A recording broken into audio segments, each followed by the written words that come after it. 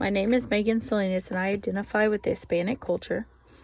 I want to start out by answering the first question, which was, what are the influence of culture and learning on language?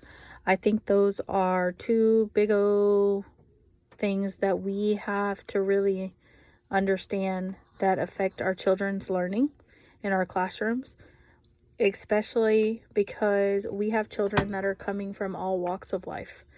We must understand that each of their culture and identities help create the way that they speak and the way that they learn and the way that they talk. Their language is founded by exactly what they do in their home lives.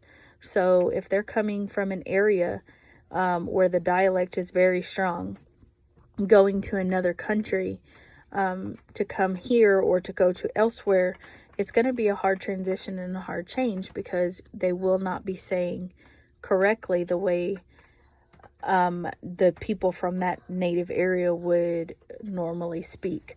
After watching the documentary, I was able to see that it does have a big impact on their lives and exactly what they do and how they learn, because it has a self-identity issue with it, I believe. And it may be different areas and different cultures speak and have different meanings of words where we don't understand. For example, today, one of my ESL students met with me, and we were running through her test, and she said, well, Miss Salinas, it's a different type of Spanish. So the way that it is printing is not the same Spanish that I know from my area in Mexico. And so that really stood out to me because I know that she struggles, and all while trying to learn English, she has to deal with the fact that there are different types of dialect in English. And as educators who don't speak any Spanish in her classroom, she has 2 teachers who don't speak any Spanish, do not know the difference that in her part of Mexico, they spoke a different type of Spanish as opposed to the one that they're giving her in the classroom. So it's actually a bigger confusion because the words are not the same. They're closely similar, but majority, she was having a very hard time with this.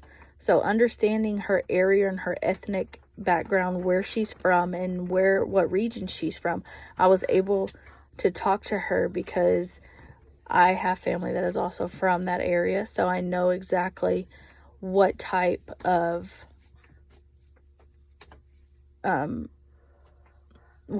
language that she understands and that she's using. On to the second question is, what new insights did I require from this? Is basically to have some compassion and learn that we can't profile kids based on their type of language that they're speaking. Just because they're speaking in a different dialect doesn't mean that they're not educated. They know the information. It's just the way that they were taught and the way that they do things is a lot differently maybe in their culture or in their area. And so that plays a big role in why they feel we see that there's a lag in communication. You can also tell I am very much from Texas. I have a Texas accent, but when I moved to California, everyone there was just bewildered at my dialect and the way I said things. But I always thought that it was normal because I never knew any different. I never knew that saying y'all was not something that people do every day. So when I said it in California, it was kind of like, oh, you're definitely from Texas. It makes you kind of feel like an outsider or an outcast because you don't speak that dialect that they have. And sometimes it can change if you're in an area long enough. I also learned that people will, they often, whatever audience they're in front of, they may change the way they speak, and that can also affect things.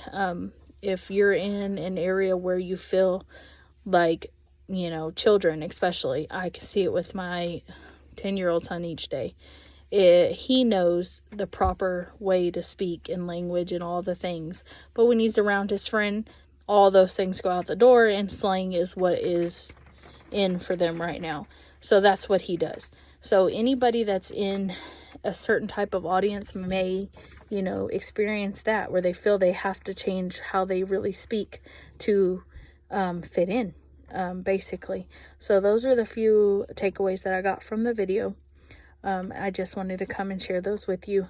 Being in the Hispanic culture and being an ESL aide this year, and I have really learned a lot about what it takes for these kiddos to come into another country and have to learn the language and not have the support at home, not have the support anywhere where they can turn to other than myself or our other aide that is in the building, or the teachers who speak Spanish, which is only one. So they have to, you know, react to that, and they have to make sure that they know that they can do all the things the other students can. We just have to find ways to help them and support them. So they're not intelligent. They can do it. They can speak. They can do all the things. They know the content. It's just when it comes to translating it into a foreign language, it's hard for them.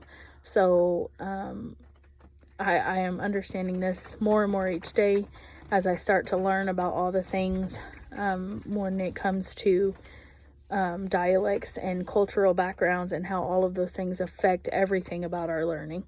Thank you, and I'm glad that you got to hear my video today.